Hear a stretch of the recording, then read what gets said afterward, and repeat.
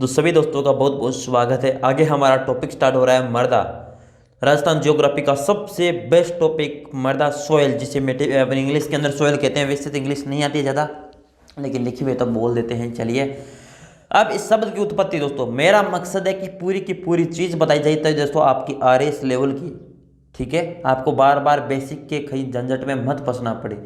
मैंने जो टॉपिक करवा दिया उसको बार बार पढ़ना नहीं है, पीडीएफ पढ़नी है बस एक बार रिवीजन के तौर पर, और कुछ नहीं पढ़ना। चलिए, मर्दा शब्द की उत्पत्ति होती है लैटिन भाषा के। लैटिन भाषा के एक जोलम शब्द था, और जोलम शब्द का अर्थ था फ्रस। ठीक है, अब बताता हूं। अपना लैटिन भाषा का एक जोलम शब्द था जिसका शाब्दिक अर्थ था फ्रस। उस शब्द से इसकी उत्पत्ति होती है मर्दा की। विज्ञान की शाखा में मर्दा का वैज्ञानिक अध्ययन करना दोस्तों क्या कहलाता है? पेडोलॉजी। एक दोस्तों एसएससी का दोस्तों सबसे फेवरेट क्वेश्चन है, और एग्रीकल्चर के अंदर भी ये क्वेश्चन पूछा जाता है कि मृदा का अध्ययन क्या कहलाता है? वैज्ञानिक अध्ययन पेडोलॉजी। दोस्तों कैसी होती है सर मृदा? असंगठित कणों का आवरण दोस्तों पृथ्वी है, ये भूपटल हो गई, ये ऊपर ऊपर ये छोटे छोटे कण है ना, ये है, इसे दोस्तों मृदा कहते हैं। ठीक है, निर्माण कैसे होता है? तो इसका पेडोजियोनोसिस काल के अंदर दोस्तों मृदा के निर्माण की प्रक्रिया अपना होती है। राजस्थान में मृदा का वर्गीकरण किस किसने किया था? कौन कौन से किस प्रकार किया गया था? सबसे पहले निर्माण के आधार पर किसने किया था? भारतीय कृषि अनुसंधान परिषद, जो नई दिल्ली के अंदर इसका मुख्यालय है, इसके द्वारा निर्माण के आधार पर राजस्थान की मृदा को 8 भागों में विभाजित किया।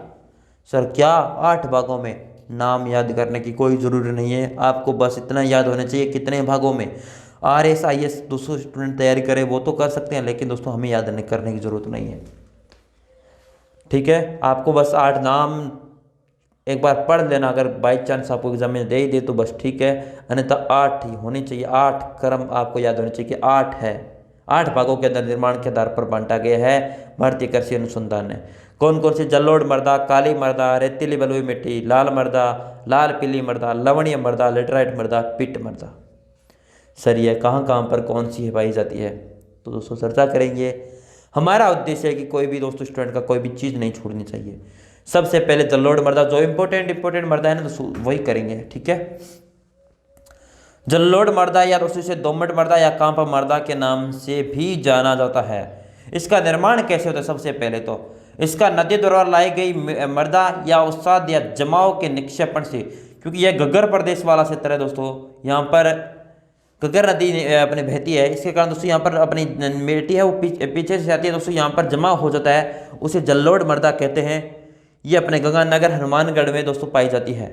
ठीक है, अरे समझ में आया या नहीं आया दोस्तों? ऐसे ही आप मेरे सिर हिला रहे हो। विस्तार पूर्वी मैदानी प्रदेश, घग्गर प्रदेश और लुनी बेसिन के अंदर विस्तार है।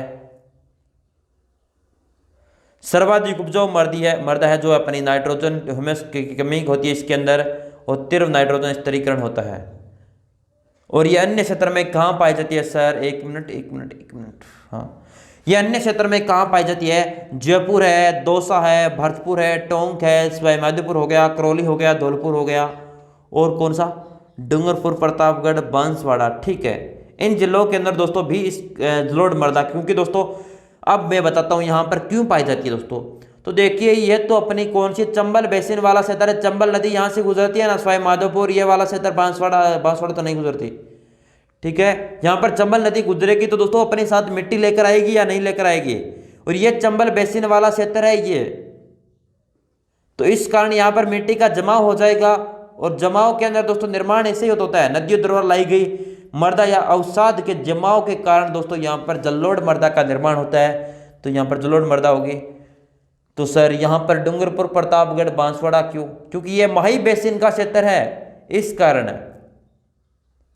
कारण दोस्तों यहाँ पर आपकी जलोढ़ मृदा पाई जाती है, और ये लूनी बेसिन वाला क्षेत्र आ गया।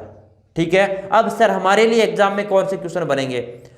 विस्तार से दोस्तों क्वेश्चन नहीं पूछा जाएगा, क्योंकि दोस्तों विस्तार चलिए आपको ज्यादातर आपको याद भी है, विस्तार से 100% है कि नहीं पूछा जाएगा। इसकी विशेषता पूछी जाएगी। सर विशेषता क्या है? तो ये विशेषताएं हैं, नाइट्रोजन ह्यूमस की कमी के कारण यह सर्वाधिक उपजाऊ मृदा होती है। एग्जामिनर किस प्रकार क्वेश्चन घुमाएगा कि सर्वाधिक उपजाऊ मृदा कौन सी होती है? तो बता दोगे, ठीक है। जलोढ़ मृदा। नाइट्रोजन ह्यूमस की कमी के कारण कौन सी मृदा सर्वाधिक उपजाऊ होती है? तो वो भी जलोढ़ मृदा। इस प्रकार के क्वेश्चन आपको पूछा जाता है। आगे है काली मृदा। सर काली मृदा कौन से क्षेत्र में पाई जाती है? काली मृदा जिसे रेगूर मृदा भी कहते हैं, कपासीय मृदा, यानी काली मृदा जो काली मिट्टी होती है ना, उसके अंदर सर्वाधिक कपास की खेती सर्वाधिक की जाती है। सर क्यों होती है? चर्चा करेंगे। क्योंकि दोस्तों इसका जो जल धारण क्षमता नहीं, यानी दोस्तों जो पीछे हमने पढ़ी थी ना दोमट जलोढ़ मृदा, इसके अंदर पानी है ना दोस्तों, वो ठहर अपना जमीन है वो गिल्ली नहीं रहती है, अपनी सूख जाती है, ठीक है। और इसके अंदर अपनी जमीन है उसके अंदर पानी जैसे ऊपर ही पड़ा है, इस प्रकार आपको दिखाई देता है कपा जो काली मृदा होती है इसके अंदर। ये क्षेत्र कौन सा है? जो हाड़ौती वाला क्षेत्र है, जो कोटा, बूंदी और झालावाड़, बारा काम पर ये कोटा, बूंदी, झालावाड़, हाड़ौती का पठार वाला क्षेत्र है ना, यहाँ पर दोस्तों काली मृदा पाई जाती है। और यहाँ पर अब दोस्तों अपना जो कृषि वाला टॉपिक है उसके अंदर हमें इसे थोड़ी पढ़ना पड़ेगा कि कहाँ कहाँ पर दोस्तों देखिए, अब कपास कहाँ पर सर्वाधिक होती है, तो आपको पता होना चाहिए कपास की खेती कहाँ पर होती है? काली मृदा के अंदर। इस कारण कपास सर्वाधिक कोटा, बूंदी, बारा, झालावाड़ के अंदर सर्वाधिक होती है। सर इसका निर्माण कैसे हुआ? निर्माण होता है दोस्तों ज्वालामुखी क्रिया से निकले लावा के विखंडन से। जो ज्वालामुखी फटता है ना, वहां से लावा निकलता है, लावा के विखंडन के कारण दोस्तों यहाँ पर काली मृदा का निर्माण होता है। कपास के लिए उपयोगी मृदा है।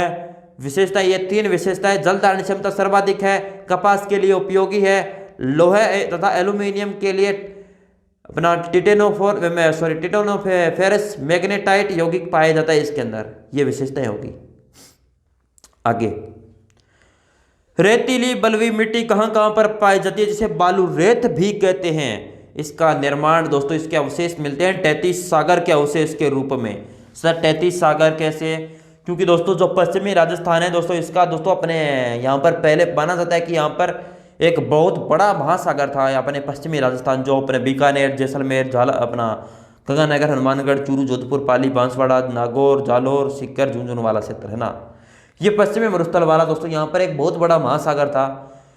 बहुत पुरानी एक एनोजाइटिक के समय यहाँ पर बड़ा महासागर था दोस्तों। उसके बाद किसी कारण दोस्तों यहाँ पर महासागर दोस्तों यहाँ पर सूख जाता है, जो सागर है अपना, उसी कारण जितने भी दोस्तों अपने जीव जंतु है, पेड़ पौधे हैं दोस्तों, वो सारे सूख कर दोस्तों उसके ऊपर फिर मिट्टी आ जाती है। दोस्तों पश्चिमी मरुस्थल वाला क्षेत्र है ना, क्योंकि मरुस्थल दोस्तों बढ़ रहा है, इस साइड से बढ़ रहा है दोस्तों, इस तरफ, ठीक है।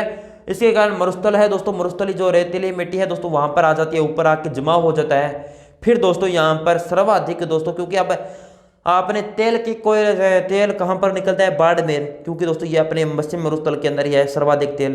बीकानेर के अंदर कोयले का उत्पादन होता है, और अपना जैसलमेर के अंदर भी तेल के भंडार है कुछ, क्योंकि कुछ न कुछ के अवशेष दोस्तों ज्यादातर ये अपने जैविक है ना, खनिज है ना, वो अपने यहाँ पर निकलते हैं पश्चिम मरुस्थल के अंदर। आपको पता है जैविक खनिज है वो दोस्तों किसी के दबने से दोस्तों यहाँ पर मिट्टी है वो ऊपर जमा हो जाता है, और नीचे कुछ मिट्टी है जो है अपने जीव जंतु दबे हैं या पेड़ पौधे दबे हैं दोस्तों, उनके से जो भी कुछ करोड़ों वर्ष के बाद वहाँ पर एक उस प्रकार की गैस के क्षेत्र है दोस्तों यहाँ पर जैसलमेर वाला, यहाँ पर उनसे गैस भी बनती है, कोयले का बन जाता है कुछ दोस्तों, अलग अलग अवशेष मिलते हैं, ठीक है। और रेतीली बलुई मृदा है दोस्तों, ये बालू रेत है, यहाँ पर अपना क्षेत्र है कौन कौन सा? पश्चिमी राजस्थान का। सर इसकी विशेषता क्या है दोस्तों? विशेषता है यहाँ पर सर्वाधिक विस्तृत मृदा है। सबसे पहले तो यह सर्वाधिक विस्तृत मृदा है। कैल्शियम, पोटेशियम, फास्फोरस की अधिकता, क्योंकि दोस्तों ये क्षेत्र है ना, इसमें नाइट्रोजन जो यूरिया बोलते हैं ना, वो डालने के बाद दोस्तों अगर यूरिया मिल जाती है तो यहाँ पर फसलें या जो क्षेत्र है बहुत फसलें का उत्पादन हो सकता है यहाँ पर, ठीक है। क्योंकि इसके अंदर कैल्शियम भी होता है, पोटेशियम भी होता है, फास्फोरस भी होती है, ये तीनों अपने इसके अंदर पाए जाते हैं।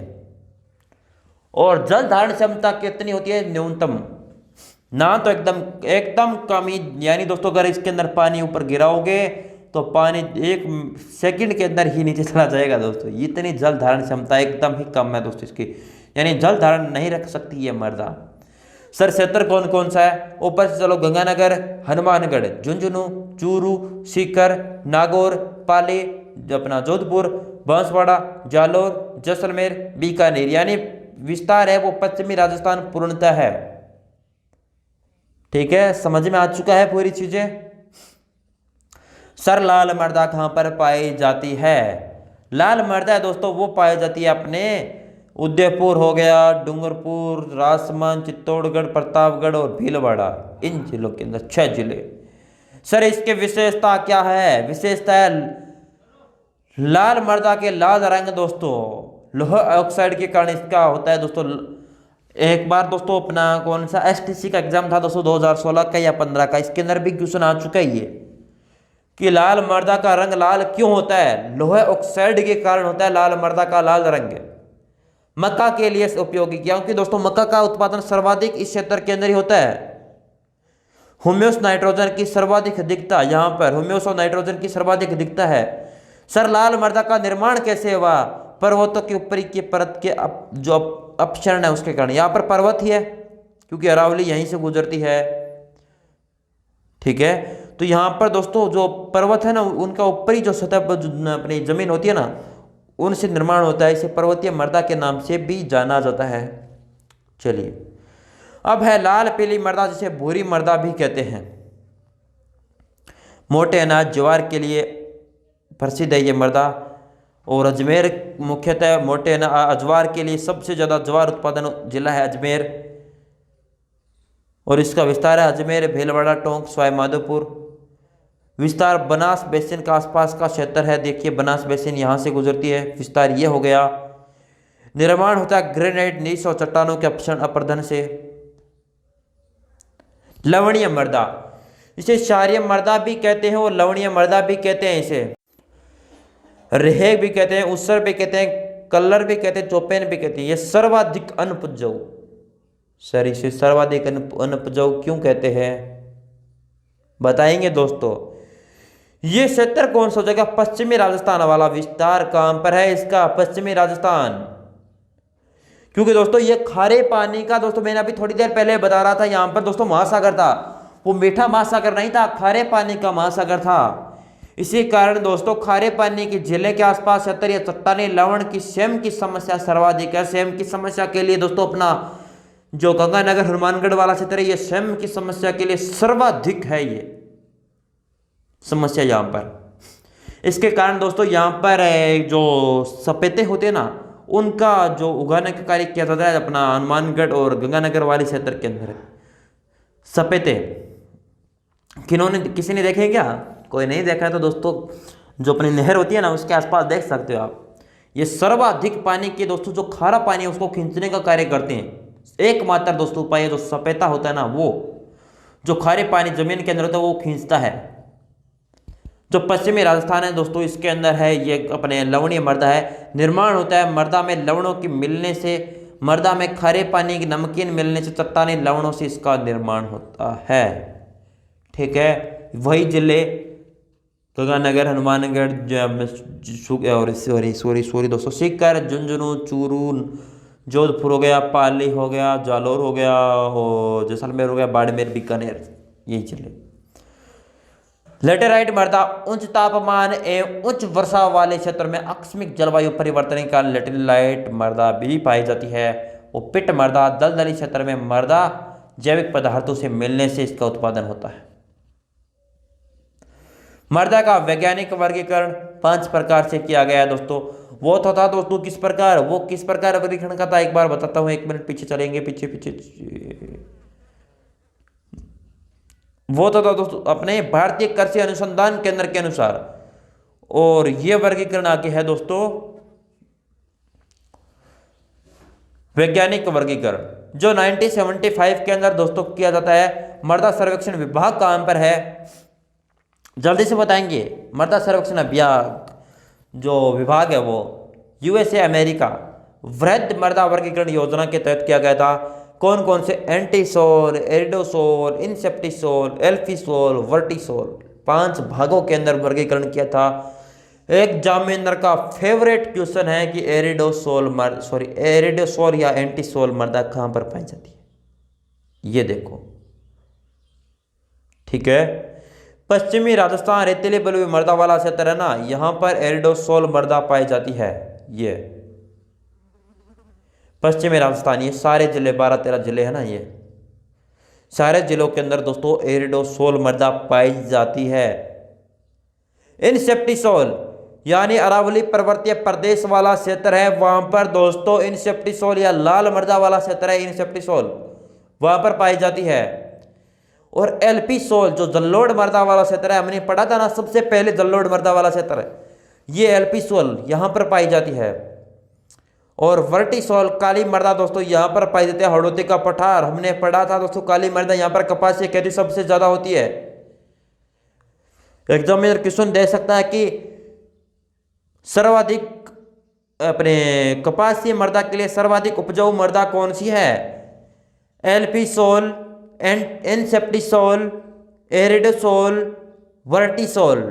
तो आपका राइट आंसर होना चाहिए, आपने कहा सर काली मृदा पढ़ाई थी वहां पर, तो एग्जामिनर ने ऐसे घुमा दिया, तो वो दोस्तों वैज्ञानिक वर्गीकरण के तहत दोस्तों भी पूछ सकता है। तो वर्टिसोल सबसे ज्यादा होती है दोस्तों अपने काली मृदा के अंदर, वर्टिसोल मृदा भी कहते हैं काली मृदा को, जो हड़ौती के पठार के अंदर है। एल्पिसोल जलोढ़ मृदा ये है जो पूर्वी मैदानी प्रदेश वाला क्षेत्र है, और इनसेप्टिसोल है वो है लाल मृदा वाला क्षेत्र, जो अरावली पर्वतीय प्रदेश अरावली है ना, यहाँ से गुजरती है यहाँ तक, ये क्षेत्र पूरा का पूरा। क्योंकि दोस्तों मैंने अभी बताया था पर्वतीय जो भूमि होगी दोस्तों वहां पर लाल मृदा पाई जाएगी और उन्हें इनसेप्टिसोल कहेंगे। बस सारी चीजें दोस्तों बेसिक से बेसिक बता रखी है। अब दोस्तों क्वेश्चन एग्जामिनर कहीं से कैसे भी घुमा दे, इसी से क्वेश्चन बना सकता है कि लाल मृदा का दोस्तों वैज्ञानिक नाम क्या है, ये वैज्ञानिक वर्गीकरण क्या किया था? एल्पिसोल, इनसेप्टिसोल, एरिडोसोल, वर्टिसोल। तो दोस्तों आपको याद होना चाहिए इनसेप्टिसोल है दोस्तों, ठीक है। फिर आपको कि सर आपने तो बताया नहीं, मैंने पूरी स्लाइड पे लिखी हुई है, पूरी चीज बताई जा रही है, फिर भी आप नहीं याद कर रहे हो तो उसका मेरी क्या जिम्मेवारी है दोस्तों, बताइए तो सही। आप याद आपको करना है, लेकिन पढ़ाना मेरा काम है। अगर मेरी स्लाइड जो बनाई हुई स्लाइड है उनमें से एक भी क्वेश्चन बाहर जाता है तो बताना सर ये बाहर गया है क्वेश्चन। चलिए ठीक है, यह था अपना वर्गीकरण। जितना भी वर्गीकरण के इंपॉर्टेंट क्वेश्चन थे वो अब तक की क्लास के अंदर हमने कंप्लीट किए, ठीक है।